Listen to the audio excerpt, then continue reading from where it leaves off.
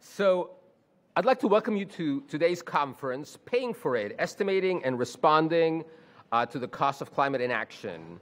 I'm Revesz, and I teach here at the law school, and I also direct the Institute for Policy Integrity, which is sponsoring this conference. And my policy integrity colleagues and I are delighted that you're all here. This is a great crowd for early in the morning, or fairly early in the morning. And we'll explore some of the pressing issues dealing with the cost of inaction on climate change. This is our 11th annual fall conference, and for the past several years, we've been focusing the event on critical climate change impacts. And this year's event, like last year's, is again part of New York City's Climate Week and is also a UN General Assembly affiliated event. As our speakers will discuss today, the costs of inaction on climate change are rising and becoming increasingly visible. These costs are expected to affect nearly all facets of society, with serious impacts on public health, critical infrastructure, and foundational services upon which we all depend. And we wanted today to focus the event on clarifying the costs of inaction, because a better sense of these costs will allow policymakers to craft appropriate policies that speed decarbonization, embrace adaptation projects that protect vulnerable communities, and better communicate the necessity for these actions. The issues we'll discuss are at the core of policy integrity's work. Many of our own projects are focused on clarifying the cost of climate change and making sure that these costs are properly considered in policymaking contexts. For those who are not familiar with our work, we are a nonpartisan think tank dedicated to improving the quality of government decision-making. We engage in research and advocacy in the fields of economics, law, and regulatory policy, and are particularly interested in bringing the latest economic thinking into environmental policy and energy decision-making. For instance, our research on the social cost of carbon has helped make the benefits of climate change policies more measurable. This metric quantifies the economic damage for each additional ton of carbon dioxide emissions and is the best tool for assessing climate policies that we have at this point. We have published several important articles and reports on why the value determined by the Interagency Working Group during the Obama administration is the best current estimate of the social cost of carbon, and on how this estimation can be improved in the future, for example, by accounting for currently emitted damage categories that could not be quantified yet because of sort of the lack of the necessary economic underpinnings. For several years, we have led a coalition of major environmental groups, including the Environmental Defense Fund, the National Resource Defense Council, the Sierra Club, the Union of Concerned Scientists, and other groups, in submitting public comments on all federal regulations that affect greenhouse gas emissions, using arguments from this scholarship to encourage federal agencies to properly account for the social cost of carbon. Policy integrity has also played a key role in litigation relating to the social cost of carbon. For example, in our brief in a 2016 case, we helped lead what has been called one of the most important climate change rulings ever, when the U.S. Court of Appeals for the Seventh Circuit in Chicago upheld the Department of Energy's use of the social cost of carbon to quantify climate change impacts in its analysis of a set of energy efficiency standards. Our amicus brief, which was acknowledged in the opinion for the court in this case, Zero Zone versus United States Department of Energy, was the only one to address social cost of carbon issues in depth. And it marked the first time that a court had ruled on the legality of the agency's use of this tool. And in essence, the case provided a justification for the federal government to directly consider the quantified benefits of climate pollution reductions in policy contexts. We have also worked to promote intelligent policies that properly account for the benefits of reducing both greenhouse gas emissions and conventional air pollution. We are playing a significant role in New York State's effort to better quantify the environmental value of distributed energy resources. Our input helped the way for the New York State Public Service Commission to evaluate resilience investments. And the PSC also highlighted our comments in its decision to use the social cost of carbon when calculated payments in its zero-emission credit program. We have similarly important impact on energy policy proceedings in Nevada, California, Colorado, and several other states. Policy Integrity's research and analysis of federal natural resource leasing has also had a direct impact on policy. We have provided extensive input on the appropriate methods for analyzing the greenhouse gas impacts of natural resource extraction, leading to important court rulings on this issue, some of which we now cite in our briefs. We're also active in federal regulatory policy and related litigation. We filed comments on dozens of regulatory matters in the past year. And as the Trump administration has continued to roll back numerous socially beneficial regulations, we have regularly participated in court challenges, focusing on the intersection among economic, regulatory policy, and legal issues. And our legal briefs have helped contribute to a long list of court victories. This is just a sample of our work. I hope you'll have a chance to speak to some of my policy integrity colleagues. I have 19 such colleagues now, 11 lawyers, 4 PhD economists, and a robust strategy and communications team. So in a few moments, at precisely 10:30, I'm just a filler to make sure that we're all in place and ready to work at 10:30. We'll hear from the first conference panel. Today's panels include some extremely distinguished policymakers, advocates, and experts from around the country who'll shed light on a wide range of topics. We'll hear about how researchers and policymakers are working to estimate the impacts that climate change will have on key sectors of the economy, including financial markets, coastal communities, and real estate, and the insurance sector and electric utilities. We'll also hear how governments from New York City to Louisiana are approaching climate adaptation and working to protect vulnerable populations and infrastructure, and how climate risks color both federal energy emergency management policies and approaches to improving resilience and national security. And this afternoon, in our third panel, we'll focus on how the economic urgency of the climate crisis can best be communicated, with insights from academic research, journalism, environmental advocacy, and policymaking. And I'm really grateful to all the speakers for being part of the event, and I think you will enjoy hearing from each of them. So for now, I'll introduce my colleague, Madison Condon, who will moderate our first panel, Estimating the Cost of Climate Damages in Key Sectors. Madison is a tremendously talented attorney at Policy Integrity, whose research focuses on climate risk and corporate governance. Thanks again to all for being here today. And now I'll turn over this microphone and podium to Madison to introduce her panel and to get us started. Thank you so much.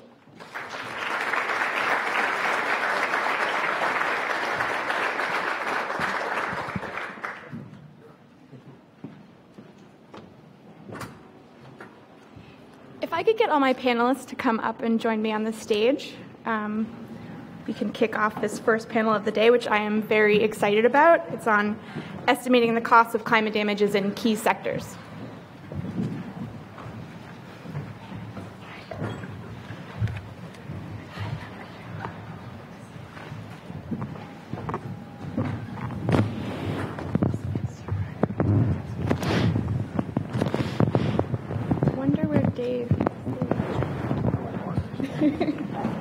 So we have 4 amazing speakers on our panel today.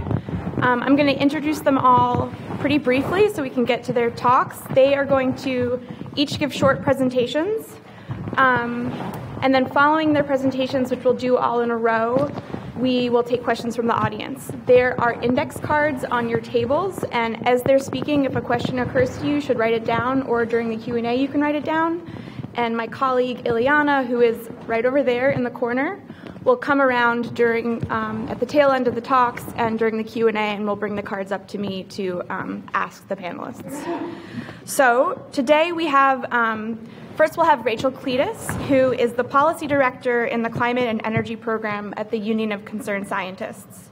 She has co-authored several fascinating and concerning reports, including a recent one on the effect of sea level rise on coastal real estate.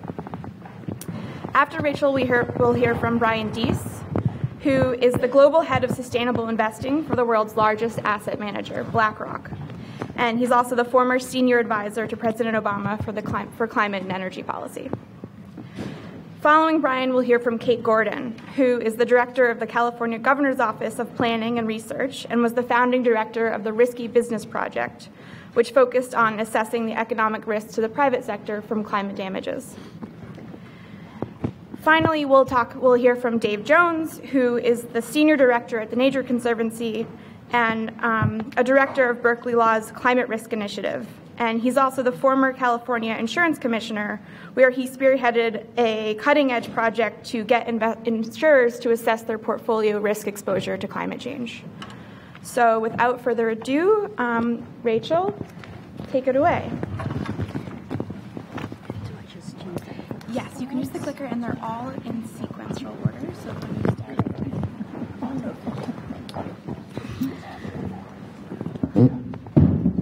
Well, it's really wonderful to be here. Thank you so much for inviting me. I just want to start by saying how amazing it is to someone who was trained as an economist a while ago. I don't want to date myself. But when I was in grad school, we didn't talk about climate change as an economic problem. It was something about the environment that was going to happen a long time from now, somewhere else. And the profound shift that we've seen just in the last 10 years in recognizing that climate change is here and now. Obviously, our emissions are the prime driver of it. And that, you know what, it's not just an environmental problem happening somewhere else. It's affecting our daily lives. It's affecting our economy, our health. And it will have profound implications for our children and grandchildren if we don't take measures to grapple with this challenge and try to solve it. So today's panel today is all about making this real, right, in an economic sense. And I'm going to share some numbers with you from some research that I and some colleagues of mine at the Union of Concerned Scientists have done. But every time we share numbers with each other, I want us all to remember this is about people. This is ultimately about people. Those numbers are important. Big numbers make policymakers sit up and take notice. But hopefully we won't forget that at the end of the day, this is about people's lives. UCS is a science-based advocacy organization. The fundamental premise for our work is that science doesn't belong in ivory towers. Ordinary citizens, ordinary people empowered by understanding the science can advocate with their policymakers for the kinds of policies that will work for them and their communities. And with climate science, that's really, really critical. We're obviously aware of the moment we're in now. In the last year, we've seen some pretty sobering studies come out from the IPCC and the U.S. Global Change Research Program, the 1.5C report, and the Fourth National Climate Assessment, again, underscoring that climate change is already here and now. It's already affecting our lives. And if we fail to make sharp cuts in emissions, we're going to see much worsening heat waves, wildfires, flooding events, sea level rise, and really this is the impetus for action. Our own work, as Madison mentioned, last summer we released this work called Underwater, where basically our premise was that well before places go truly underwater, they'll start to experience such frequent chronic high tide flooding that will really be disruptive to daily lives, businesses, and yes, coastal real estate. And what we did was marry our climate science data, looking at sea level rise projections around the lower 48, with a property database from Zillow, which had residential properties and commercial properties around the lower 48. We used National Climate Assessment sea level rise projections to look at how and localize them to tide gauges, 93 tide gauges around the lower 48, to figure out how chronic flooding would change. We set a flooding threshold of 26 times per year or more as the kind of disruptive level of flooding that would cause communities to take action. And our results were really sobering. We found that by 2045, well within the lifetime of a typical mortgage issue today, well over 300,000 homes would be at risk of chronic flooding. By the end of the century, we're talking about 2.4 million homes. Those homes are currently valued at nearly $118 billion at current day values. By 2100, we're talking about over $1 trillion of real estate. And this is not just about individual homes. In many cases, a significant portion of the property tax base is at risk. $1.5 billion worth of property tax base at current values is at risk by 2045. And by the end of the century, we're talking about $12 billion worth of local property tax.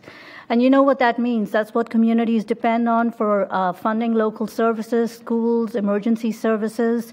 And it's not just about individual homeowners losing their property value. This also has reverberations throughout the economy because there's mortgage bankers, insurers, all of us with real estate in our retirement portfolios are tied up in these profound changes that are going to be happening along our coastline. One thing we've tried to do with this work is make it as accessible as possible to the public. We've created this interactive mapping tool.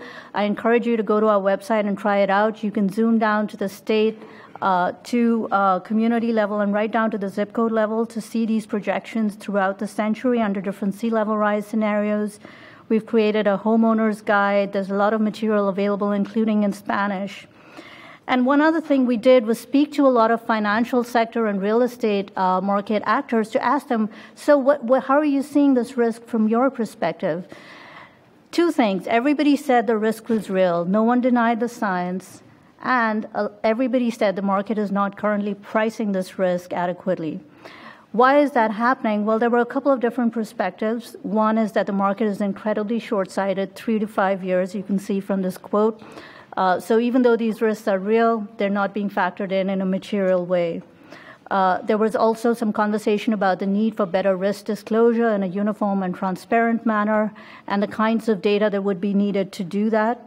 But everybody agreed this was fundamental to have the market price the risk. We need this risk disclosure. Again, nobody's denying that the risk is real. There could be a number of ways in which the market starts to price the risk. It could be precipitated by policy changes, extreme weather events, changes in insurance. So there will be triggering events, and in some cases where communities are really at high risk from chronic flooding, this sharp market adjustment could have devastating impacts on people because homes are often their single biggest asset. We've also, this past summer, mapped heat projections throughout the country. I'm going to go through this really quickly, but I just wanted to point out that, again, extreme heat is one of those climate connections that's very, very obvious already around the world and will worsen. When we looked at this data around the country, what we found was that the number of degrees of 100-degree heat index, which is a heat and humidity combination, would, by the middle of the century, would double. By the end of the century, if we failed to curtail emissions, it would increase fourfold. The number of days with 105-degree heat index would quadruple by mid-century and would increase eightfold by the end of the century. You can see there are places of the country in the southeast and the southern part of the country that are really, really at risk. But one really important thing to recognize is that some places that aren't used to seeing extreme heat, I live in the Boston area, for example, will be profoundly affected because currently our infrastructure, our buildings are just not constructed for this kind of heat. So, yeah, some really, really profound changes in heat, including an increase in what we called off-the-chart days, which at around 127 degrees heat index, the National Weather Service's current heat index formula starts to break down. And these off-the-chart days are experienced by very, very few people in the Sonoran Desert area currently. But by the end of the century, if we fail to curtail emissions, about a third of the current U.S. population will be living in places that will see at least some off-the-charts days. Again, we've created an online mapping tool. I encourage you to explore it. Data right down to the county level. We've created congressional district fact sheets for 433 congressional districts around the country. And basically, the bottom line from our analysis is we have to now act on two fronts. Unfortunately, we've already baked in some pretty significant climate impacts. We've got to make sure we're investing in climate resilience and adaptation measures, but mitigation, cutting emissions as fast as possible, getting to net zero by 2050, if not before, is a very, very key part of containing the runaway climate impacts that would occur otherwise. As we do this, communicating risk clearly and transparently is very, very important, not just to the elite who have access to this information or can get proprietary databases, but for communities to understand what's at stake and what their options are. We've got to make sure that our policies and market incentives are aligned with this risk instead of working at cross purposes and perpetuating risky behaviors, continuing to develop on the coastline, for example. To do this right, we've got to center equity and justice in it, because right now already we can look around the world and see that the climate impacts are being borne by those who can least cope with them. Often communities living in poverty. In the U.S., it's often communities of color who are disproportionately exposed to these risks. And to do this well, we have to really profoundly shift our policy thinking. We have to move to a new regime where we're really thinking in a holistic way with new governance institutions. So basically, we've got to throw everything at this, and there could be no more compelling reason than what we saw on the streets of New York and around the world last Friday. This is about our young children and their children here in the U.S. and around the world who are telling us adults, please take action. And they're not going to ask politely. They're angry and they're fearful for the kind of future that we are leaving to them. So we really have to do better. Thank you.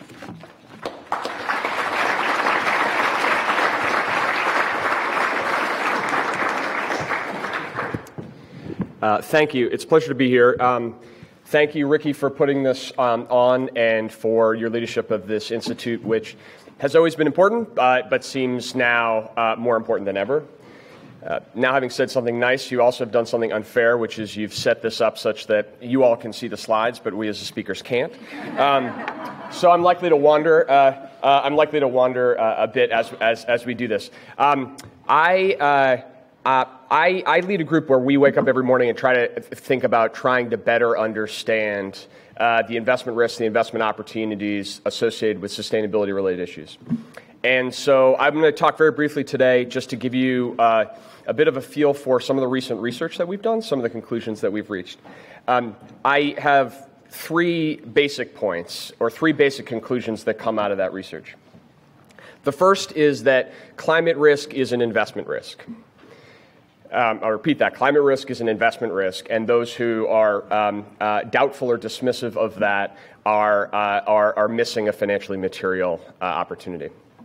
The second is that those risks exist in the market today. That while it is valuable and important and core to our work to project forward at future scenarios, I think that often because of the way we approach climate change from a science and a forward scenario probabilistic perspective, as investors, we tend to discount that this is an issue that operates in the future associated with slow-moving future activity like sea level rise, and that tends to have a behavioral bias to discount the present risks. So the second conclusion that you'll see coming out of the research is that that risk actually operates in the market today. Third conclusion, we talk about risk, but this risk is two-sided. There is risk and there is opportunity. And it is, from an investment standpoint, equally important that we focus on the opportunity. So I'm going to use the word climate risk throughout this presentation, but when I say risk, I mean there's risk on both sides here that we need to understand and operate with. So from an investment standpoint, we really think about this. We think about climate risk by separating out 2 forms of risk. And this is very consistent with the basic framework that was laid out in the Task Force on Climate-Related Financial Disclosure, which we've been a part of. Actually, I was a part of in my prior role on the policy side and part of as on the investment side today. They operate from the form of transition risk and physical risk. Transition risk is the kind of risk we all want more of. That it's the risks that operate in the market as a function of the global transition to a low-carbon economy. Those risks increase as we do a better job at tackling this global crisis. So as regulatory policy and technology advance low-carbon solutions, that creates risk to incumbent owners and operators of carbon-intense activity, and it creates upside risk or opportunity for those who are long low-carbon solutions. And that's one bucket of risk that we spend a lot of time thinking about. The second risk is physical risk. The risk that will manifest itself both directly and indirectly in impairing companies, assets, and geographies associated with the first order and second order physical impacts of rising global average temperatures. Unfortunately, we can project forward with certainty a certain amount of physical risk that is inevitable because of the warming that has already happened. And as we look forward, the more physical risk, that's the kind of risk we don't want as a global community. And it gets more severe the less successful we are as a global community that regulation and technology is at actually driving us toward low emissions outcomes. So on the transition risk side, I want to inject a little bit of again, both a little bit of optimism here. We have spent we've spent a bunch of time. Let me see if I can.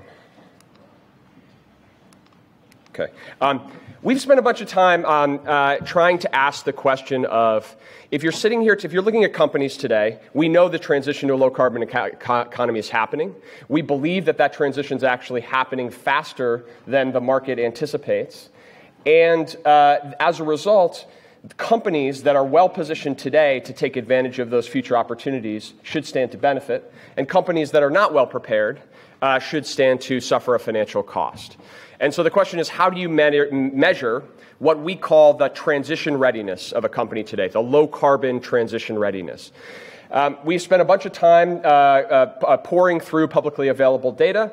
The answer on that front is the data is incomplete. The data is difficult to use. There's all sorts of reasons. We could have an entire conference on the deficiencies of the data, but it is more than sufficient to actually identify and skew differences in companies' positioning. So one of the things that I find when we talk in sustainability and ESG-related conferences is that there is an incredibly high bar and self-criticism of the utility of the data. It always makes me think back to when I was in government in the Great Recession doing the financial crisis firefighting and thinking I would have loved if the mortgage industry had put the same self-discipline on their data in years 2000 to 2008. It's not to say we can't do a lot better on data, and we should talk more about that, but it is also not the case that the data it presents a core deficiency to actually measuring and skewing against companies. So we've done a comprehensive effort. We've scoured about 1,500 different underlying input data points of a company, everything from how much water they're withdrawing from local aquifers to their Scope 2 or Scope 3 emissions, and work to try to develop a framework that from an investment standpoint we believe helps us understand, again, that positioning of a company today for that future opportunity.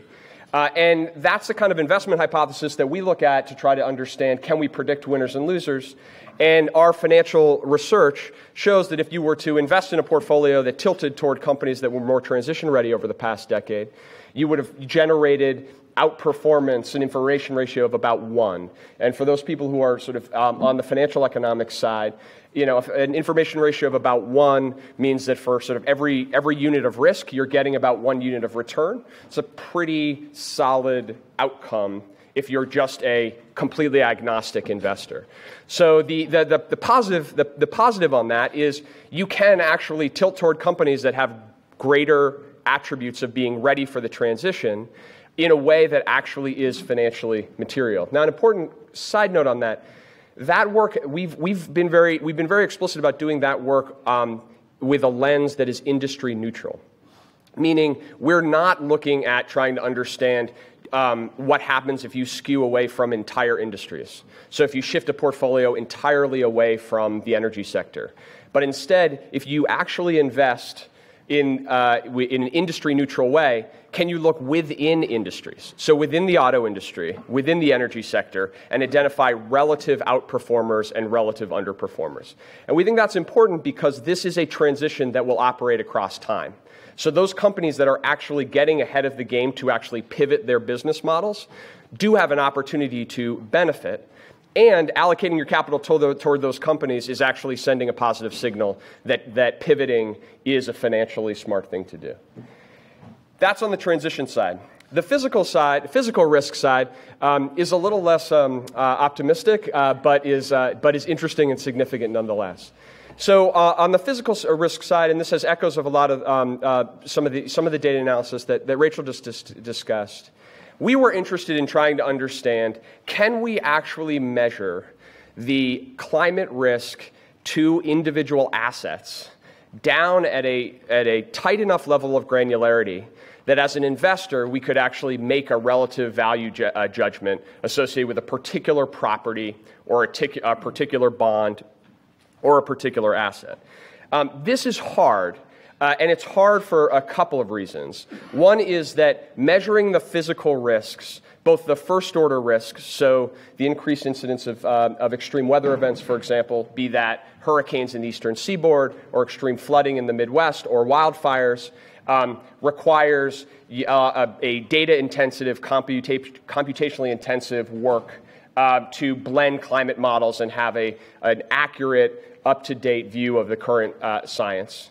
And it's also hard because you then have to downscale that data, and it's really not useful to have that data at the national level or even the state level, or for some asset classes, even at the zip code level. You need to drive that data down to the individual structure level. So you have a view of, is this building, is it differently positioned than the building across the street?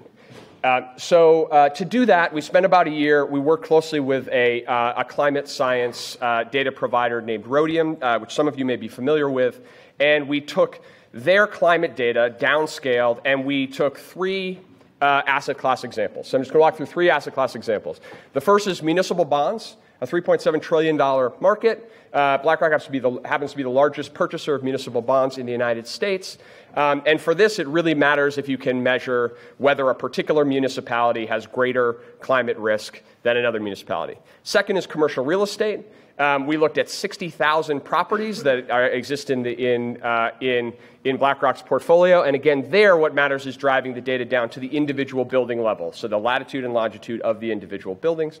And the third is utilities, where utilities are both climate exposed and they also operate as a business largely on point source specific activity. So we identified all of the plant properties and equipment associated with every utility in the country, thousands of individual latitudes and longitudes across the country, overlaid physical climate risk data, and then aggregated back up to the parent corporate so that you could have a score or an assessment of a company like a PG&E. And in each case, our goal was to identify two questions. One, was the risk there in the market? And then two, importantly for us, was that risk priced into the market? Because if there's risk, but it's already priced into the market, then it's more difficult to understand how you deal with that from an investment standpoint than if it is both in the market and not priced in. Just very quickly, some of the results. So what this shows is just a sort of overview of the, and Ricky, I apologize, you did perfectly. It's sitting right here in front of me. I just needed to look down. I still can't see it. What this shows is the downscaled climate data for MSA level, think zip code level data across the United States. This is showing the economic impact in a no climate action scenario, so like the bad case of the world, the version we all want to avoid, in the 2060 to 2080 case. What you'll see is that, unsurprisingly, you see that the impact is most severe on coastal areas in the south. Yeah, and you do see some areas in the very north of the country where there's actually modest positive. To go to the point that I was making at the second point, the second overview point that I was making, that is a really interesting finding and important when you look out to 2060 to 2080. What is more interesting from an investment standpoint is today. So if you look at this today, what I just showed you is out, somewhere between 40 and 60 years into the future. What this shows is actually the impact in local GDP today versus 1980 of the climate-related impacts on a municipality level. So you see in a place like Miami, they've already had a more than 1% of GDP hit to their municipality to compare to where they were in 1980, and that's today. In Houston, it's about 0.5% of GDP. So I think in some sense, the thing that was the most profound for us in doing this research was not that the slope of the line goes out and you end up in very bad scenarios at the end of the century, but in fact that these risks are also pronounced at the at the scale of 0.5 point of GDP or 1 point of GDP already today. So then we asked ourselves the question, well, that's great, but is it actually priced into the market? And so this is where you get creative in terms of doing analysis, and what we did was a bunch of like-for-like comparisons. So you look at municipal bonds that are issued with like characteristics and ask, do they trade at different, with different risk profiles given different climate risk? So we did lots of them very systematically in lots of boring ways, but we found one that was really cute, and that was comparing Neptune, New Jersey to Jupiter, Florida. For those of you who, trust me, the other, 10,000 are not cute at all. But for those of you who know, Jupiter, Florida is on the east coast of Florida, very climate exposed because of the topography. Neptune, New Jersey is right behind Asbury Park in New Jersey. Coastal, but because of the topography, not very climate exposed at all. So if you believe that these risks were being priced into the market, Jupiter should trade at a significant discount to Neptune on like-for-like comparison because you're buying a lot of climate risk in Jupiter that you're not buying in Neptune. What we found across the board systematically in a statistically significant way, no price difference, which tells us that these prices are not, that these risks are not understood. That's not an entirely surprising conclusion given that they're really hard to measure, but it is an important conclusion from our standpoint and one in which we now have built this data systematically into our municipal bond credit rating models because we believe that this is a risk that the market is not currently capturing. We did the same on commercial real estate, and for sake of time, I'm not going to go into full detail there, other than to say that again, similar to municipal bonds, it was striking that if you look forward to 2050, you see a 250% increase in the likelihood that one of our commercial properties would be hit by a Category 4 or Category 5 hurricane from in the eastern seaboard. Striking, 250% increase. More striking was actually today, our buildings face a 147% increase compared to 1980. Again, reinforcing the point that there is today risk. Even as the risk is escalating in the future, there's today risk in the market as well. Complexities on asking the question about priced into the market on commercial real estate, which I'm happy to get into. A lot of it goes to the insurance properties of the underlying, the insurance qualities of the underlying property and trying to sort out which properties are insured, which are not, and how do you assess the veracity of the underlying insurance structure, and at what point will the strain of these risks actually put pressure on the insurance context? More complicated than municipal bonds, but interesting nonetheless. Last issue was on utilities, where we asked ourselves a set of questions, again, to try to understand, is this risk, we know that utilities are climate exposed, is this risk, does it operate in the market today? So we looked back, we did a bunch of event studies and looked back at what happens when extreme weather events hit. And what this shows is a very interesting pattern, not very flattering to investors. Immediately, you see on the right, the line is when a major storm hits landfall, and what you see is the U.S. utility sector consistently sells off in the wake of major events like this. It sells off by almost 2 points. You see on the right a change in implied volatility that operates in the same direction. And then over about 40 to 60 days, the impact dissipates. Consistent with our hypothesis that these issues exist in the market, investors don't really know how to price them effectively, so that when you see a very prominent example, people get worried, but then it kind of fades away. People forget about it, and people think those are really hard to measure. On our side, we view that as an opportunity. If we can measure these with greater precision, that means that we can take advantage of a mispricing in the market. And equally importantly, we can nudge the market in the direction of better data, better disclosure, and better actual climate outcomes. So on the climate side, we've now developed a climate exposure score for every power plant in the United States that we now use from an investment standpoint, and in engaging with these companies and being able to say, look, our view is that that you have this type of exposure. If we're wrong, you can explain it to us why, but this is our investment view. So I'm going to pause there and look forward to the conversation.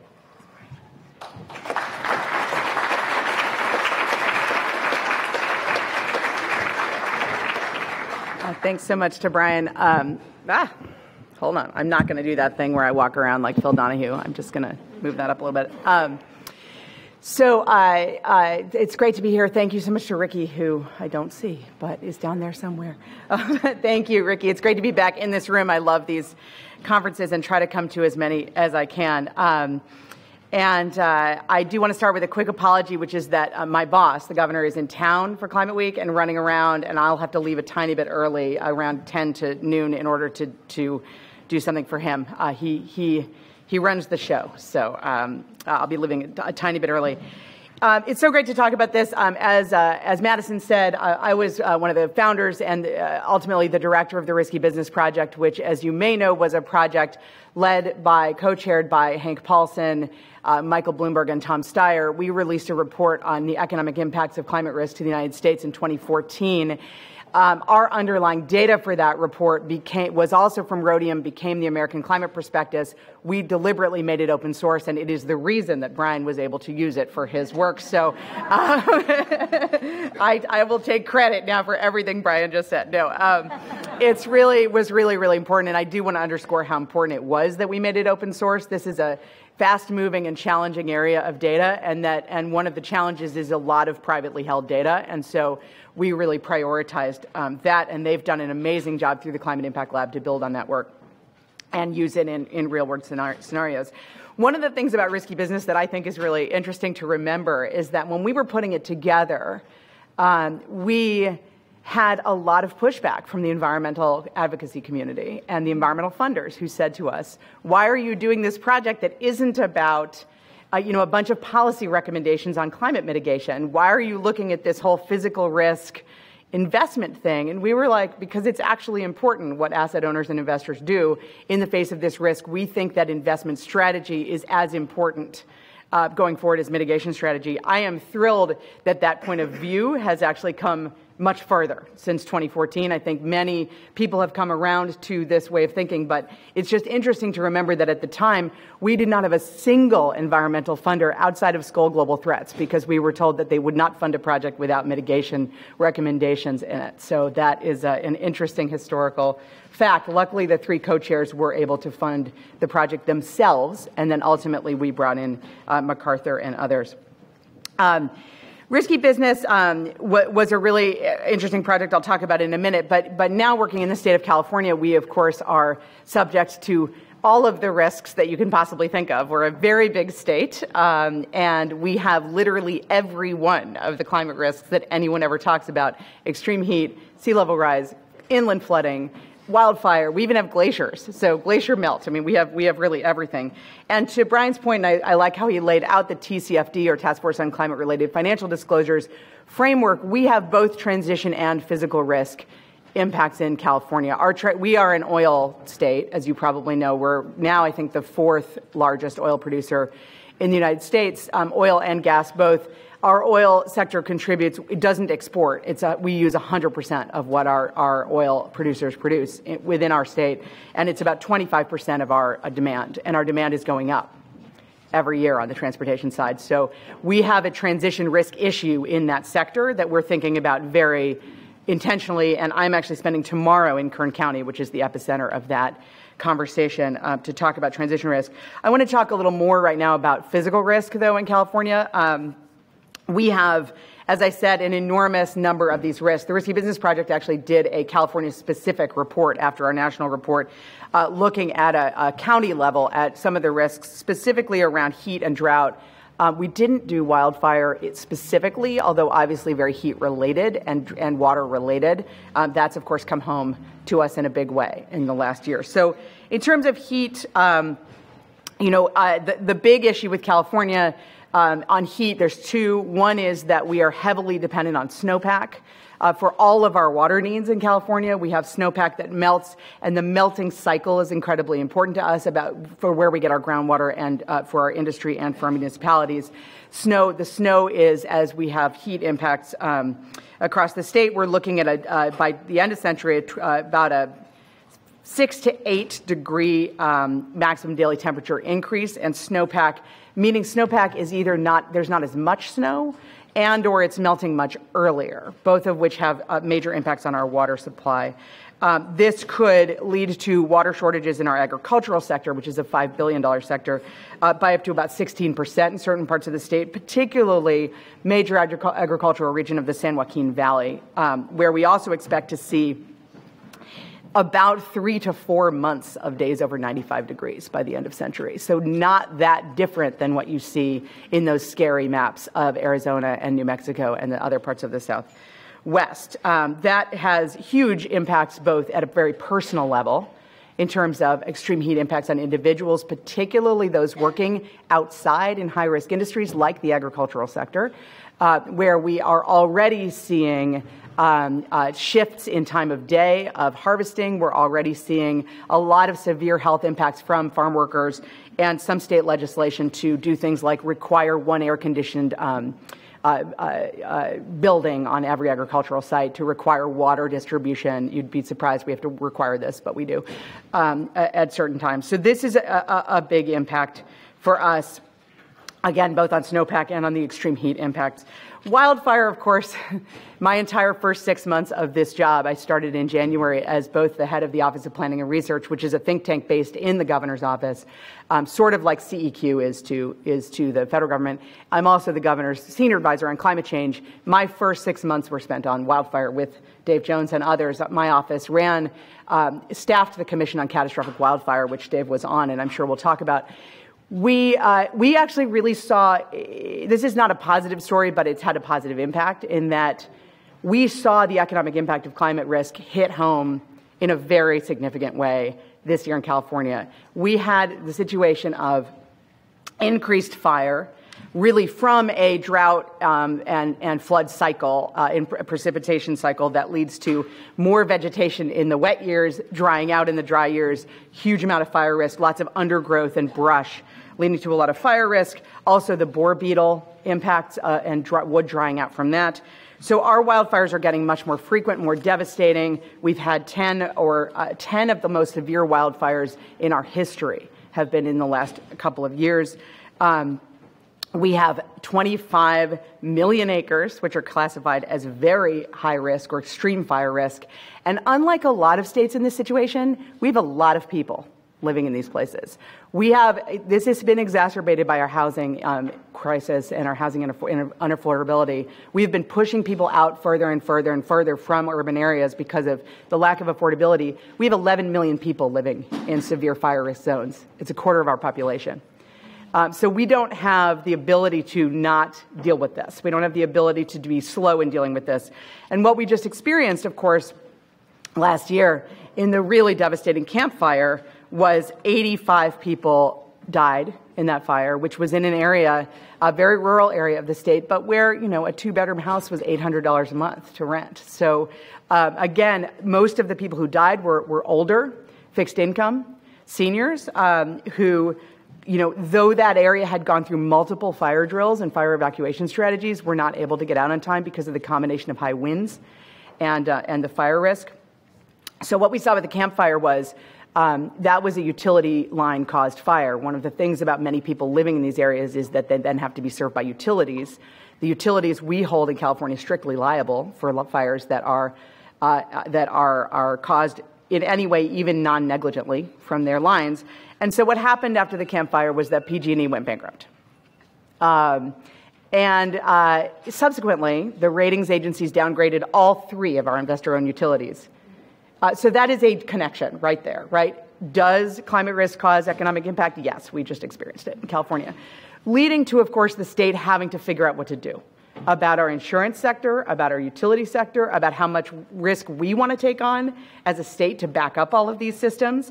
And so suddenly we're having a conversation in California that's not a conversation in our climate agencies and our resource agencies only, but a conversation with our Department of Finance and our Treasury Department and our Insurance Department. I think it's a fundamental shift in how we're thinking about this issue, and really is signified by a executive order that I hope you saw that the governor signed late last week. We're very excited about the executive order. The governor has done a couple of things that I think really indicate under the goal of incorporating climate risk into our assets and investments as a state. So we're a very large state. We have a lot of assets and investments. We have 19 million square feet of buildings that we directly manage. We have 52,000 vehicles in our fleet that we directly own. We have $70 billion in our pension funds and our UC retirement system. What the executive order, and that's not even on, that doesn't even count all the other stuff. We have about $8 billion of transportation investments that are physical infrastructure investments that we make each year. So we, in the executive order, made a commitment to the governor basically said to our investors, to our pension funds and the UC retirement system, I want to see a climate investment strategy from you that both, to Brian's points of risk and opportunity, that both mitigates risk across the portfolio, both physical and transition risk, and identifies proactive opportunity for investment that are in line with our climate strategies. That is a large amount of money that we're essentially saying, and it's not, I want to say it's not an ESG strategy, it's not an impact investment strategy, it underlies our entire investment portfolio. So we're now doing the very hard work of starting to think about that, and I'll talk about that in a second. He also directed our Department of General Services to look at our entire asset portfolio, both owned and leased, which gets you up to about 120 million square feet of buildings and a lot more cars, and to look at that portfolio and figure out both how we can make it lower carbon and how we can mitigate physical risk across the portfolio. So we too will be doing the asset level analysis that Brian just talked about, which I agree is hard, although I'll also say, unlike a lot of risks that the financial sector routinely looks at as material risks, like terrorism, for instance, political instability, this is a lot more predictable. So we think that we can get there with help from Brian and other folks out in the community, and many of you. Finally, the executive order calls on our transportation department to align all transportation investments with our climate goals in California. Technically, they're supposed to do that already because we have climate goals that everything is supposed to be aligned with, but it is, as you know, very hard to do that. When you build a road, for instance, anytime you increase road capacity, you are actually increasing induced travel, which does increase vehicle miles traveled and increases transportation emissions. Our biggest emissions challenge in California is transportation emissions from all those people driving from far away to get to their jobs because they can't afford to live near them. We are going up 6% a year in our transportation sector on emissions primarily because of single driver occupant vehicles during commute hours. So this is a real challenge for us and a really exciting opportunity to see that alignment across all those systems. Really quickly before I get off, I will say we, like everybody, have data challenges around this. We are. And just to pause, I should also say the governor also signed a major piece of wildfire legislation that requires a new wildfire safety division at our Public Utilities Commission that also has a charge of actually incorporating forward-looking climate risk into utility decision-making. So many areas in which we are kind of trying to walk the walk on this issue as an investor and asset owner, and frankly, we hold the bag at the end of the day on all of these risks. So we feel like our taxpayers deserve us to be looking seriously at this. We have data challenges like everybody has data challenges. One of ours is that every department across, well, not every, but many agencies across our government are calculating these risks in different ways from each other. Some of them have taken sort of a scenario analysis perspective. Some of them are they're taking different approaches to the data, and we're trying to make that more consistent, which is quite challenging. They're using different scenarios from each other. We also obviously have the same issue that Brian raised, and it is an issue in general, which is how do we downscale in a way that actually is meaningful for real actors, not people talking about GDP and talking about this as a high-level political issue. How do we downscale in a meaningful and actionable way? So we're very excited about the opportunity to really lead. There is no other government that has taken this kind of approach to climate risk and investment, and so we're very excited to lead, as California has done on many things, on this, and really look forward to hearing the conversation and getting help, frankly, from many of you in this room and on this panel in how we do it. Thank you so much.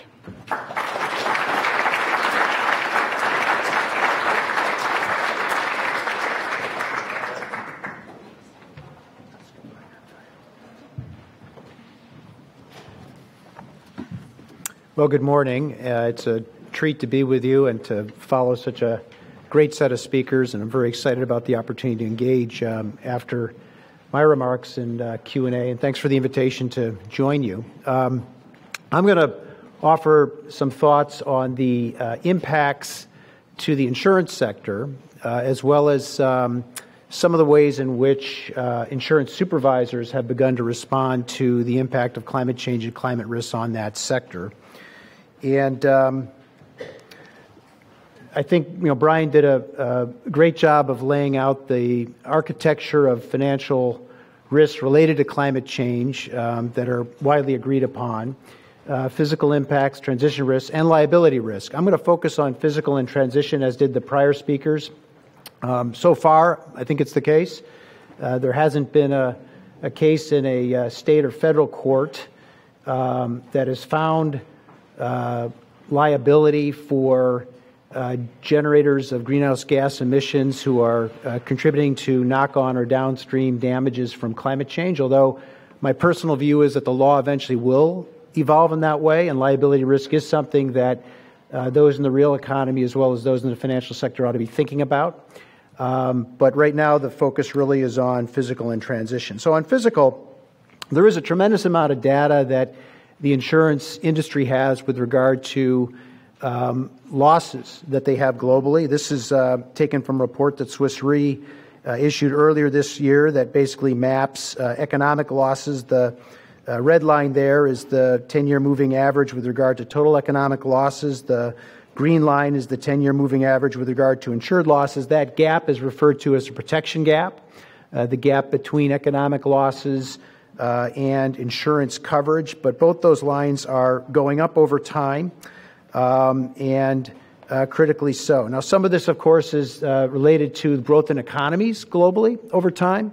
But as we'll see on the next slide, a substantial portion of the increase in insured and economic losses over time is being driven by weather-related events. So what this slide does is take a look at earthquake and tsunami-related losses, which are treated as by the insurers as traditional perils, but also breaks out secondary perils, so-called weather-related catastrophes, and looks at their growth in terms of contributing to loss over time.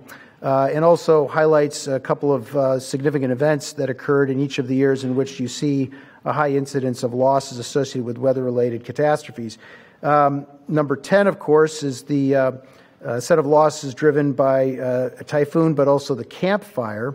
And what you can see from this chart is that the weather-related catastrophic losses are an ever larger share over time of overall insured catastrophe losses. And that should tell us something. What the climate scientists tell us, what the climate impact modelers tell us, is that climate change is contributing to physical impacts, and those impacts are manifesting themselves in more severe, more unpredictable, more frequent, more intense weather-related catastrophes, and that's manifesting itself in various ways in insurance losses. So I thought what I'd do is drill down a little bit, because we had a chance to talk a little bit earlier in Kate's presentation about the various risks that California faces. I thought I'd drill down specifically to wildfire loss. In 2017, collectively, between the Northern and Southern California fires, we had about $13 billion in insured losses. That represented about 5,000 homes completely destroyed, 30 or so people lost their lives. We had a mudslide to boot in Montecito in Santa Barbara County. It turns out that when a very intense, severe fire burns through a hillside, it also burns all the vegetation that's holding that hillside intact. And so we had a unseasonably heavy rain that occurred, I think it's roughly in December, and it brought down the hillsides of Montecito. That killed a number of people, destroyed another 300 homes, and there were losses associated with that as well. Actually, as the insurance commissioner, I made a finding that that mudslide was directly attributable to the fire itself, which was a finding necessary to get the insurers to begin to pay claims, because all home insurance policies actually have a mudslide exclusion, unless you live in a state like California, which has a law, both court-made as well as statutory, that provides that if the proximate efficient cause of the mudslide actually is a covered peril, then the insurers have to pay. And so they paid. But the big news here is this was the largest single-year total of insured losses in California's history, and we thought this was bad. only to be followed by the wildfires in 2018. As Kate alluded to, 87 lives lost, 14,400 homes destroyed, $12 billion insured losses. Now, you might remark, well, gee, 14,400 homes destroyed in 2018, 5,000 or so in 2017. Why were the insured losses about the same? Well, this goes to the other point that Kate made. In our wildland-urban interface area, where we have the highest risk of wildfire, we also have a significant demographic of lower-income households, seniors on fixed incomes, and the median housing price is substantially lower than the housing price, say, in Napa and Sonoma, which burned the year before. So even though more homes burned in 2018, the insured losses associated with that was per home a lot less because the median price of the home and the insurance cover was less. And so the aggregate losses ended up being approximately the same, even though we lost more structures, lost more lives, lost more communities in 2018. We also had a small insurance company go insolvent, which is the first time that's happened in about 4 decades. They were overexposed in writing homeowners insurance in the area of Paradise. And as Kate explained, we had our major Northern California utility declare bankruptcy, facing $30 billion in potential liability or more, depending upon whose claims you look at, from causing those fires. So what's been the insurer's response to the higher incidence of wildfire risk and higher incidence of wildfire loss? Well, first, we've got, as Kate pointed out, a sizable portion of our population lives in the wildland-urban interface, or what's called the state responsibility area, which is the area that the state's responsible for with regard to fighting fires. That represents about 3.5 million homes. 1 million of those are rated higher, very high risk. What we've seen in reaction to the higher incidence of insurance payouts and claims is that insurers are beginning to non-renew homeowners in those areas. We saw a 6% uptick between 2017 and 2018 alone. We also saw within the zip codes where the fires themselves occurred a 10% increase in non-renewals. In the 10 highest risk counties, we saw a drop not only in renewals, but also in new policies being written. So an aggregate, a 4% drop in coverage. What that's meant then is people have been forced to go to what's called the surplus lines market, which is the secondary insurance market that is less regulated by the state, but it's also available to individuals if they've been declined 3 times in the primary market. We've seen a 49% increase in surplus lines writing between 2015 and 2018. And then ultimately, if you can't find surplus lines insurance, think Lloyd's. Then you go to what's called the FAIR Plan, which is the insurer of last resort that was established by the legislature and governor some 60 years ago to write fire insurance only anywhere in the state, regardless of risk. We've seen a 25% increase in the FAIR Plan policies in the WUI as well. Now, the absolute numbers of these that underlie these percentages are actually fairly small, but the percentage increases indicate that the vector is going in all the wrong direction and that we are moving steadily towards a potentially uninsurable future in California's wildland-urban interface area. Insurers also have a second way of dealing with these risks, and that is to increase price. They're doing that as well. As recently as 2018, the Department of Insurance took a look at this. There's about a 50% more on average cost of insurance in the wildland-urban interface. Just to give you some basic comparison, in 2015, there were 25 rate increases filed with the department. 2018, 69 rate filings. And we're on track in 2019 to have as many, if not more, rate filings. The insurers are filing multiple filings per year, seeking rate increases associated with their assessment of the increased risk associated with homes in these areas. What that's meant is because the rate increases are not uniformly applied across all of their market, but rather, as you would hope, in higher risk areas, the rates should go higher, is that homeowners in the wildland-urban interface are seeing doubling, tripling, quadrupling of their rates. And that is only going to continue month after month, year after year in California. So I think we are steadily marching towards a future where the WUI is uninsurable. We're seeing global temperatures rising. We're not doing enough action fast enough to reduce greenhouse gas emissions. And when the risks are too high, insurers exit markets. So that's exactly the takeaway from 2 other historical cases in which risk was perceived to be too high by the insurance industry. Flood risk in the United States at some point 50, 60, 70 years ago, the homeowners insurers decided that flood risk was too high. They exited the market. Congress created the National Flood Insurance Program, which has been a challenge ever since. It's not actuarially priced. When they had the audacity in the Biggert water bill to actually make it actuarially priced, people rose up in their Roth with pitchforks and burning torches descended on Congress, and Congress said, oh, actually price, well, we didn't mean that the price should go up. And so then they rescinded substantial portions of that law, and so now it sort of limps along with a heavy subsidy. Another example is earthquake risk in California. After the Northridge earthquake in 1994, home insurers stopped writing earthquake insurance, and so the California legislature cleared the Earthquake Authority to offer an earthquake residential product, which is actuarially priced. But these are examples where the risk gets too high, the insurers leave the market, and then oftentimes the government steps in, ideally with an actuarially priced product, less ideally without doing that. So let me shift to transition risk. Insurers are huge investors. The companies that I oversaw had about $5.5 trillion in assets under management. As an insurance regulator, you want to make sure they're invested in ways that retain value and grow in value, so they have funds available to pay future claims. So it's a big part of the core responsibility of insurance regulator. We have 50 of them across the United States and 6 territories, 56 regulators. Part of the core responsibility is make sure the insurance companies are invested in ways that will make sure there's money available at the end of the day to pay claims. So what's been happening? Brian talked about transition risk and how it manifests itself. These are examples of ways in which it manifests itself, particularly with regard to coal. We saw Dow Jones indices of coal drop 92.9%. CalPERS and CalSTRS lost about $840 million in coal dollars invested. 42 U.S. coal companies went bankrupt. Global insurers divesting from coal, banks declining to lend to coal. Why? Because increasingly countries, businesses, markets are deciding that coal is not a good bet. They're getting out of coal, and there are also regulatory restrictions on the use of coal, which are also driving down the value of coal. So as an insurance regulator, I didn't want to see insurance companies invested in things that are going to drop in value as opposed to retain value. So in 2016, I did 2 things. One was I required the insurers to begin actually publicly disclosing their investments in oil, gas, and utilities, so we'd have better insight and they'd have better insight into their investments in those areas. And second, I asked the 1,300 companies that I regulated to voluntarily divest from coal. I concluded that coal was not a good investment for an insurance company as an investment. I couldn't conclude that the exposure of any given company to coal as an investment imperiled its economic enterprise, so I could not issue an order that they divest.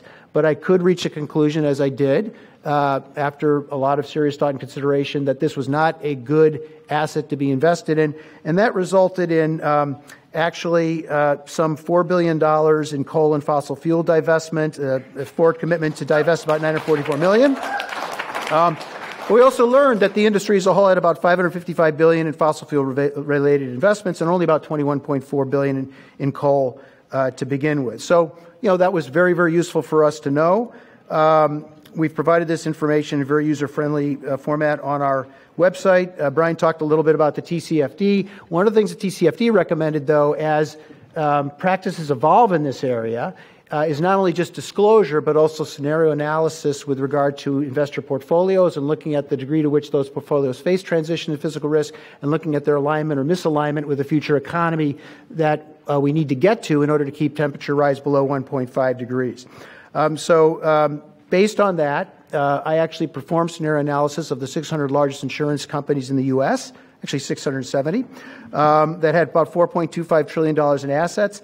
I contracted with a very highly regarded French modeling firm, 2 Degree Investing, but there's several firms out there that do this work. We ran the portfolios of these 670 companies against their model. Their model basically takes a look at what the economy should look like in order to keep temperatures below 1.5 degrees, but what it's going to look like at 2 degrees, 4 degrees, 6 degrees. And we looked at the existing insurance companies' portfolios in alignment or misalignment with that future economy. I then provided detailed reports to the 100 largest of those companies, sent it to their CEO, sent it to their chair, and said you should take a look at this and consider these risks to your investment portfolios as you're making investment decisions. What we concluded sector-wide was that the company's thermal coal investments are very misaligned with keeping temperatures below 2 degrees. Their investments in the automobile sector, particularly those companies with internal combustion engine production, are not aligned.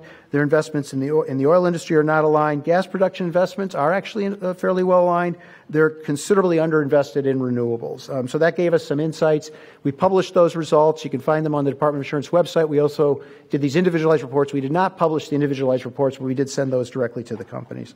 So that's a little bit of an example of both what's happening in the sector vis-a-vis transition, vis-a-vis physical risk, one regulator's response to transition risk, what I think insurance companies should be thinking about vis-a-vis transition risk.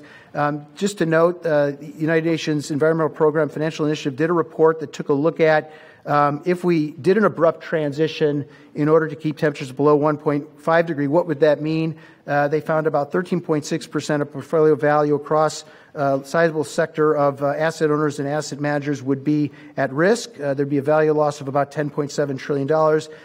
Targeted utilities, transportation, ag, mining, petroleum at greatest risk. Conversely, an abrupt transition on the opportunity side, as Brian and Kate and others pointed out, would lead to potential profits of $2.1 trillion if there were investments made in green.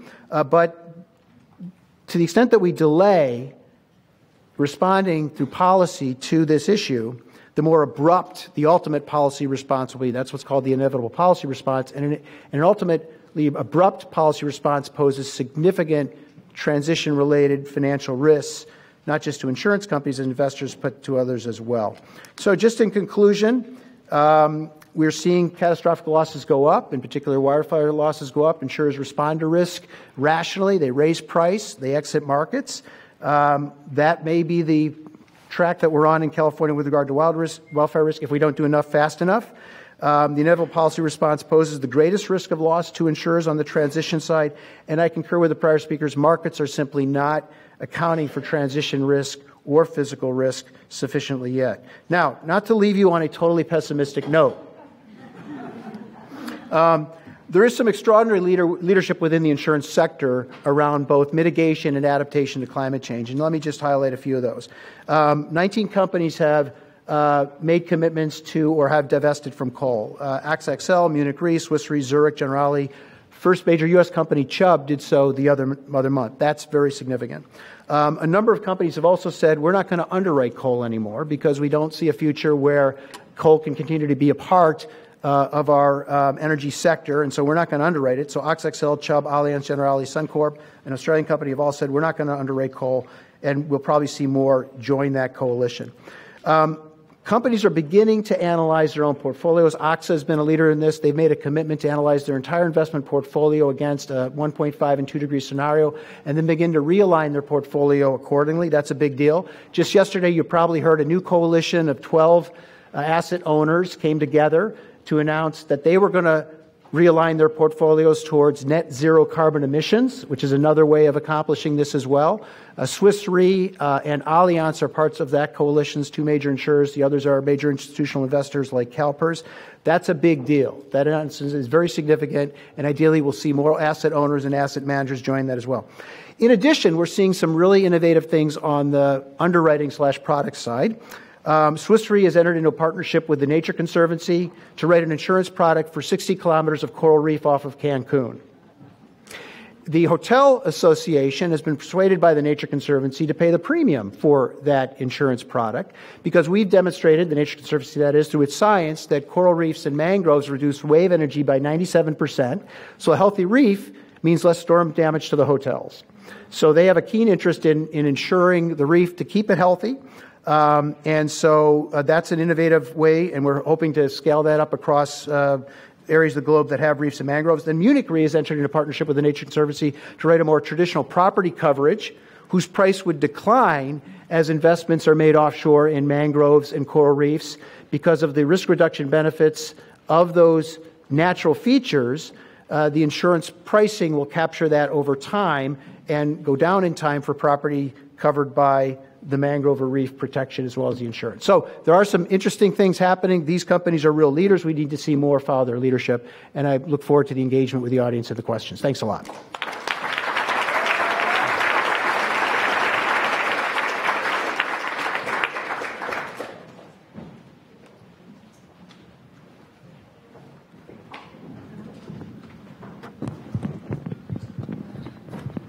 Hello.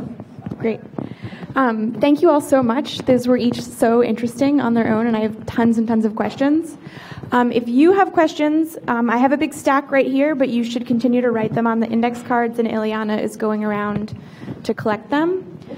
I'm going to start off with a question that I've been thinking about for a while that intersects with sort of each of your presentations, which is there's sort of two different projects. In order to assess climate risks, two different things need to happen. There needs to be the top-down downscaling that you mentioned of the impact models into what it will actually look like in different zip codes and different sub-neighborhoods. But that needs to be combined with a bottom-up aggregation of an understanding of actual like asset-level data. And those two things need to happen. And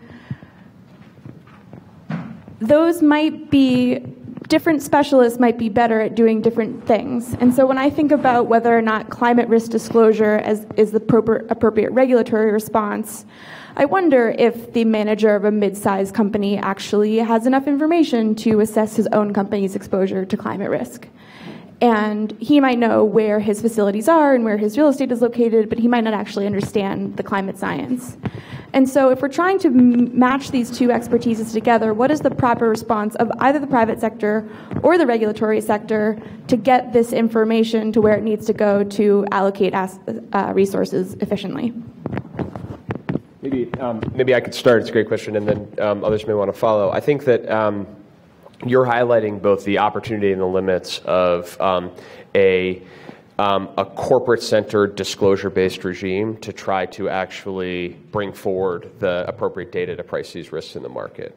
Because I think one of the things that that we take away from the Task Force on Climate-Related Financial Disclosure and all of the work subsequent to that we've been doing to try to encourage greater adoption and disclosure of that is that it's limited in two respects. First, the locus of the disclosure is a corporate. And so there are entire asset classes that are that are not connected to publicly traded or publicly issued public issuers, right? And real estate is probably the most profound. Most residential and commercial real estate, not all, there's some in REITs, but most residential and commercial real estate is not owned in a structure where corporate level disclosure is going to do any work for you. And the second is that there is a very significant size bias problem, which is we see consistently that reporting is better and more consistent at larger companies because larger companies have more capability and more resources to put against improving disclosure. And so any disclosure-based regime needs to have an active strategy to correct for that, or else you're going to end up with a size bias in incorporating that data. I think that on the investor side, I would say in terms of the responsibility question that you posed, on the investor side, I would say two things. One is it is hard, and mapping, so you're right that the expertise that can downscale climate data to very localized levels often doesn't exist in the same place as the expertise that's able to effectively have the latitudes and longitudes of these assets. But on the investor side, I think Kate made this point. That's what the investment community is good at, is figuring out how to parameterize low probability events like a terrorist attack, or how to measure things that are very complicated. And so, the hedge fund industry for years has employed extremely complicated and high tech, techniques to understand like how many oil tankers are coming in and out of particular ports in complicated parts of the world where there's cloud cover and all sorts of stuff, because it's an advanced predictor of potential economic activity around the world. People find sophisticated ways to measure complicated things, and this is no different. So I think that there's opportunity there and responsibility on that side. I think the flip side is that from a regulatory standpoint, corporate-centric disclosure is necessary but not sufficient. And so it's got to be a partnership working with insurance regulators and with actual policy, land use regulation to get at the variety of affected assets and asset classes that go beyond the scope of the corporate. Just to add briefly to that, I think corporate disclosure, as you say, is necessary, very necessary, not happening right now, because there actually is a lot of money being made from not disclosing risk. There are many corporate actors who are actually want this regime to continue because they are being able to make greater profits off a regime where the risk is masked or certain actions are rewarded in the marketplace that actually don't serve us in the longer term. The final piece of this is not just about risk in the marketplace for folks who have fungible assets and can move them around. This is also about ordinary people. So that person whose home is in the bullseye in the wild and urban interface or in the coastal floodplain, what about them? What about their community? So bonds start pricing the risk and start pulling out of markets. What that sets off a spiral in that community where now they can't raise money on the bond markets, money that they may have used for climate resilience measures. Their property tax base starts to erode. They can't fund their schools. So to me, one of the biggest challenges we have is actually not to just focus on market risk in a way that lets the market start unfolding some pretty devastating impacts ahead of our policy improvements. We've got to have public policy that gives ordinary people options, not just, hey, you have a risk, terminal diagnosis, too bad. You really need to give people a pathway out of that risk. So what can they do? What are the kinds of investments communities can make? We have to engage in this conversation that in some places the risk might be so high that retreat might be the only option. So where do people go? How can they leave that single biggest asset, their home, and just walk away? Where are the jobs? Where are the schools, the community ties that they depend on? So I really encourage us not to get so focused on the market that we lose track of the fact that our public policies right now are just not helping people in any way.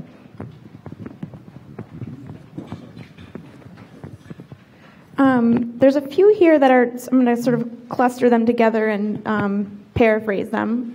They're mostly directed at BlackRock, but I think that they very much apply to CalSTRS and CalPERS and also most insurance companies. And the question is,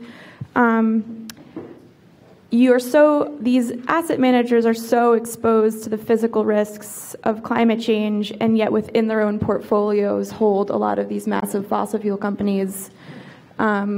How do they deal with this sort of internal conflict and whether or not that motivates them to divest or engage? So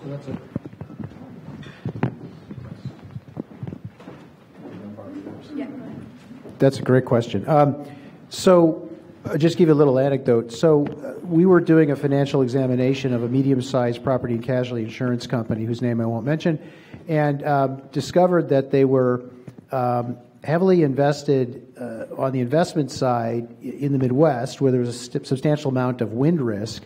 At the same time, they were heavily exposed on the underwriting side, writing home insurance in the same geographic area where that wind risk was. So we pointed out to them, gee, maybe your underwriters ought to talk to your asset managers, and your asset managers ought to talk to your underwriters a little bit. But one of these, this is probably not a good scenario. You ought to think about backing off on one of these. So you can't underestimate the extent to which within an entity there isn't communication going on. I think that's getting a lot better over time, but there is that phenomenon. I think that it's getting better because shareholders of publicly traded insurance companies are making demands, regulators are making demands. Markets are making demands. There's a growing body of expertise, modeling, and data available. So, I think it is improving. But I want to reiterate something that Brian said very earlier. I think the perfect is the enemy of the good. I think the data and the modeling is available to enable both financials and real economy enterprises to make thoughtful decisions about these risks, and they should do so. Yeah, so let me important set of questions. Let me take that from the BlackRock perspective. So, at BlackRock, our business model, we don't have any of our own portfolios. All of the portfolios that we manage are on behalf of clients or behalf of end asset owners. So there's a good panel to be on. So, the CalPERS and CalSTRS are the end asset owner, and we manage those portfolios consistent with their desires. And so part of the question is, what can we do in that context? So one of the things that we've been very focused on is trying to create more options that are consistent with what we were talking about earlier, transition ready, or that are portfolios that don't include exposure to certain industries, or that tilt toward companies that are more transition ready. And then the question is how to engage in the dialogue with the end asset owner to understand why, what is the barrier to you, the end asset owner, shifting your assets into those types of portfolios, and how can we work together to make that more mainstream? And one of the things that is a challenge that we all face is that there continues to be significant skepticism across asset owners across the world that making this type of shift involves a financial trade-off, a negative financial trade-off, and that has persisted for years and decades and creates a sort of dominant skepticism. So one of the things is we got to work to affirmatively overcome that, and through research and through education, demonstrate the opportunities and the risks associated, with both transition and physical elements. The only thing I want to add to this is just that one thing I think gets overlooked a lot in the divestment conversation is that those large physical place-based assets that oil and gas and utilities own are also at risk from the physical side. We don't think about that as much, but it's very clear, particularly in Texas, where and offshore in general, where we see disruptions cause actual major market disruptions. And Texas is actually starting to engage in a really interesting conversation around reducing that risk. So I just think that like everything, these things are complex, more complex than we think, but that is something that I think I honestly think divestment is a limited way to look at this issue, that there is a much broader and more nuanced kind of physical plus transition risk conversation that we need to have, and that we can sometimes get caught up on a piece of it without looking at the whole picture. Sorry. Thank you. So each of you reached the conclusion in your separate analyses that the market was not adequately pricing these climate risks. And that's a little bit confusing because, if the market is mispriced, then there's money to be made by someone. And we sort of assume that very smart people will find out the information and do the analysis in order to make money off of the mispricing. So what about climate risk in particular has made it so that all of these different markets that you mentioned, the real estate market and utilities and bonds, why is this market mispriced, even though the understanding of climate change has actually progressed significantly in recent years? Rachel can go. Well, a lot of money is being made. It's being made by continuing to develop the Miami coastline, for example. So there are a lot of people making money out of the existing situation. They're simultaneously buying up land inland. They're waiting for the market to crash. They're buying the land, and they're often pushing out lower-income folk, communities of color who may be on that higher ground, which was considered less desirable in the past, but is now obviously the next place that people are going to go to. So I have no doubt that smart asset managers who have access to data and information are covering their risk and have the next thing in mind. What I really worry about is the ordinary folk, because our government needs to get ahead of this risk too, both on behalf of taxpayers and ordinary folk, fixed income folk, lower income folk, to create that opportunity for them as well. Maybe put some land in trust. People are going to need higher, safer ground. If there's one thing the U.S. has the luxury of, it is land. There are many places in the world, low-lying areas in Bangladesh, small island nations, that will have much more of a dire calculus to make. It's really unfortunate that we don't yet have a national conversation about how to make sure that we can pull ourselves back from the coast, not just dollars, but actual people and places back from the coast in a way that's just, equitable, and yes, keeps our economy thriving at the same time. I would just underscore that point, that at the end of the day, without effective public policy in place, and that includes both on the demand side and carbon pricing that is escalating significantly enough, and regulation that is forcing constraints on greenhouse gas emissions fast enough, but then also on the on recognizing that both the impacts of climate change and the impacts of policies to affect climate change end up having a disproportionate impact on people who don't have assets or don't have the wherewithal to move or to adapt. And so you need a public policy structure that accounts for both of those in order for the market mechanisms that are the focus of this conversation to actually drive us to the ultimate ends. And that, I find it an unuseful debate to debate, is the solution to this crisis policy or is it the markets? Because at the end of the day, it's going to be both. But I think it's very important to underscore that that in an environment where we're seeing backtracking and backsliding on the policy side, there is a understandable tendency to say, how can we use the markets to try to solve this problem? And that's important, and we have to think of all the different ways that we can accelerate, but there is a risk to that, which is doing that without recognizing that, markets absent those policies, if driven too far too fast, will actually end up driving insurers out of the market completely, and then you end up with a public policy outcome, which is sort of the opposite of what you were trying to achieve. I agree with both those comments. I think on the question of why it's what Mark Carney, the governor of the Bank of England, famously described in 2015 as the tragedy of the horizons. It just seems so far off, although now, as we know, it's not so far off. And in fact, the changes are not happening in a linear fashion either. And so it's becoming ever more present. But I think the broader explanation for why markets haven't responded is, they keep making money doing the same thing they're doing. They're not looking at the careful research that BlackRock and others have done, and it just seems to be far off until it isn't. I mean, so a lot of people made a lot of money until 2007, and then they didn't, right? And Lehman was a going enterprise until it wasn't. And so what I worry about is that, I agree it's got to be markets, policy, regulation. We're not doing any of it fast enough. And that at some point there's going to be a oh my gosh moment, and there's going to be a very draconian policy response, and then the consequences of that to the real economy and the financial sector are going to be extreme. So I think we just need to keep pushing across all these fronts to act now, because if we don't, it's going to be a lot worse later.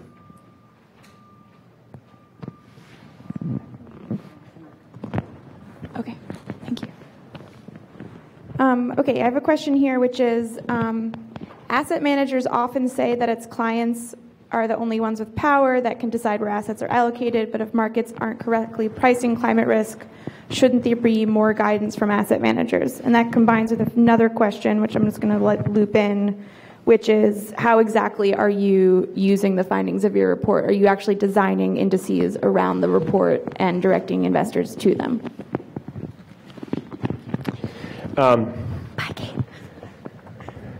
Sure. So I think a couple specific things on that. The first is if you look at the asset classes in which we did the specific report, we now look at pricing municipal bonds differently than we did before. So we have taken this data, integrated into our credit risk models, and now climate risk is a unambiguous factor in our assessment of the relative pricing of those bonds.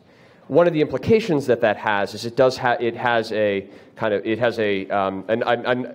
potential to have a knock-on impact through the industry, because it means that in the period since we released that, in the period since we've changed our own modeling, we've had more conversations with end issuers than we've ever had around them asking questions about how are you doing that, and what do we as an issuer need to do to effectively demonstrate that we are mitigating these risks, or we are operating consistent with those risks. So that has the ability to actually sort of drive change through the market, but directly, from our perspective, what we can do is to change our models to build in those pricing, and then that will affect decisions.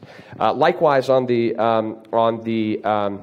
offering greater strategies. So we are, we have now launched and make available to any client who is interested a low carbon transition readiness index. So you can invest in companies that are better prepared for low carbon transition ready. We have launched, 59 different new sustainable products, including suites of strategies that are screened, that are divested from coal, that are divested from tobacco, from controversial weapons, that are, among our fastest growing products in Europe, for example, where there's clear demand and appetite for those types of products, and we want to offer more of those options and choices. And so that's the strategy that we are employing, and I think it's a combination of both us being clearer about what our investment views are when we have conviction around those, and then us building strategies that provide that choice for the end asset owner and make it clear that that choice is real. The last thing I would say is the other element of choice that is important is also disclosure from the asset manager side. So we have also, on all of our index products now, we disclose data on the carbon footprint and the share of those index products that are invested in different of these business categories. And we want to make that data available because we want to encourage people to get educated and to see. And if somebody looks at that helps to educate, to say, if somebody looks at an S&P 500 index and recognizes that a certain percentage of that index is invested in companies that are in the tobacco industry, or are in the civilian firearms industry, or are in the fossil industry, that may encourage that having that transparency and that information also encourages them to look and say, well, there's another option. There's an option that doesn't have access to those, or doesn't have exposure to those industries as well.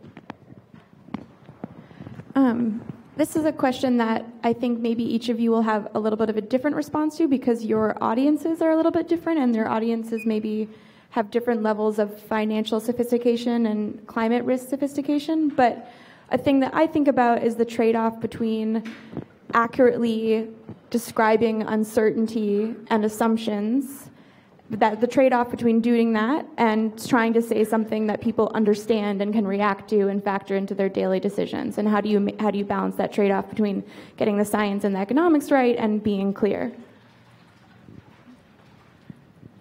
Well, I guess you have to be mindful of who your audience is in part. I mean, the position of insurance commissioner in California is a public office, and I endeavored to try to communicate the work that I was doing in a way that people that weren't financial experts could understand, but could incorporate into their thinking about, what we were facing as a state. So I think it sounds kind of simplistic, but understanding a little bit who your audience is and speaking accordingly. I think that, I guess more broadly speaking, though, I do think that we all bear some responsibility to try to talk to broader publics about this. I mean, oftentimes the conversations are just amongst ourselves, and so I think looking for opportunities to talk to broader publics about where this is, what's happening, and what these risks are makes sense too. Yeah, look, I think I would agree. I mean, it's about audience, and and operating with the ability to translate this information both to the very, very sophisticated, well-resourced end investor down to, an individual who's making their first decision. They've got their first job, and they're, opening up a 401k plan, and they're making their first decision on where to, allocate their investments, and being able to figure out ways to communicate that are clear. I think one of the things that we know about this is, much broader than one of the things we know about climate change is that it's essential, and this goes back to, I think, echoing the points that Rachel's made throughout. It's essential to connect these issues to direct, concrete things that affect people's lives. And unfortunately, we're seeing more and more of the physical manifestations of climate change that are creating circumstances that are affecting people's lives, mostly negatively.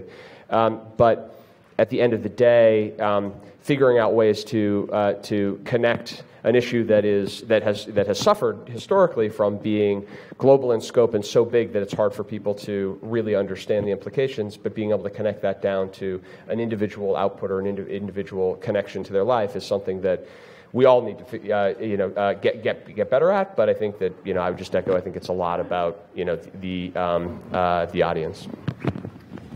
Yeah, what I would say is don't talk down to an audience, because most of us live in a world of uncertainty. When we wake up in the morning, we have heuristics that help us navigate those uncertainties. People understand risk management, and that's ultimately what we're talking about here with climate change. We know enough to take action. We know enough to buy insurance against things that aren't 100% certain. I think there are a lot of ways to connect us to people's daily lives and how this risk will unfold.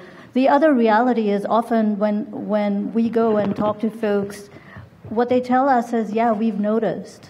I talk about extreme heat or coastal flooding, and people will say, yeah, I couldn't move my car. The street was flooded. There was water coming. It used to happen once in a while, and now it's happening pretty much every time there's a high tide.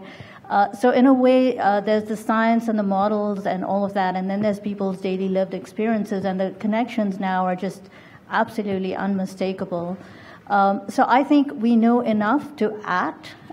We know enough that there is no reason to delay and to continue business as usual actions. And that's, I think, what ordinary folk can connect with. That's where we need to start, and we need to really push that conversation. The other piece is uncertainties around what the options are in terms of solutions. Well, there we have a lot of absolutely widely available solutions right now, with the cost of renewables coming down all the time, with the near-term public health benefits of transitioning away from fossil fuels. There are lots of tangible here and now ways in which people can connect with why this transition makes sense. And then you have to talk to folks about what is the role of markets, what's the role of policy, what's the role of regulation, and enter that broader conversation, because yes, there are different perspectives on what the right solution set looks like. But let's start talking about the solutions. Let's not get stuck in the, until we can verify this to the 50th decimal point, we can't take action. We know enough to take action.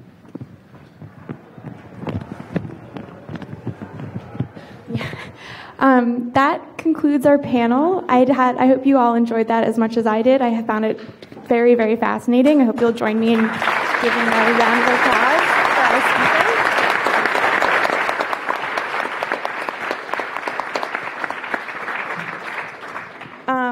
We now have lunch, so you should get up. Oh, yeah. Oh, sorry. Vicky's going to do it. Sorry. I just wanted to give my own thanks to the panelists. This is really spectacular. On lunch, we have lunch over here. The room is very tightly packed, which from my perspective is a good thing. So if you would like to, it's a nice day, and we have a nice courtyard out there. So if some of you want to take your sandwich to the courtyard, that's fine. That would be a good idea. For some of you, but if you all go to the courtyard, it'd be a very bad idea. We have a coordination problem here. You'll figure it out. And we'll start back here at 12:45. It takes a while to get the room filled, so try to make your way back at like 12:35 or 12:40 so we can start on time. Panel 2, bracing for impact, climate adaptation. And one last word: there have been some interesting PowerPoints. And we'll ask the speakers to send them to us, and we'll put them on the Policy Integrity website so that everyone can benefit from them. The visual lines in the room are not ideal, so you'll be able to see them in the privacy of your own laptop. Thank you so much for a great morning, and look forward to seeing you in the afternoon.